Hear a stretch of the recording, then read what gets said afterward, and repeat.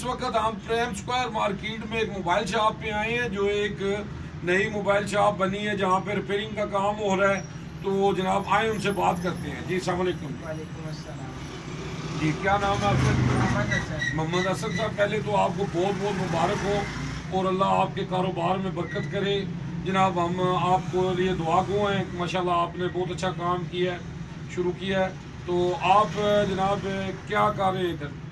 Sir यहाँ पे हर किस्म की मोबाइल रिपेयरिंग हो रही है, मोबाइल एसेसरी तरह तरह की इंशाल्लाह जिस तरह आपकी डिमांड होगी उस तरह यहाँ पे अवेलेबल होगी।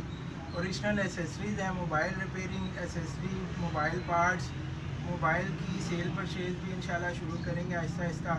तो आप आएँ, तशरीफ़ लाएँ, आपके जो कस्टमर्स होंगे उनको भी ख़ुसूसी डिस्काउंट दिया। जी जी आप इधर जनाब ये मोबाइल शॉप है आपकी, थोड़ा सा एड्रेस लोगों को बता दें कहाँ पर है आपकी।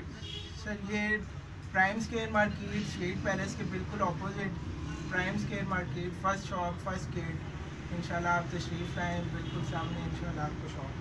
तो इसकी टाइमिंग क्या है?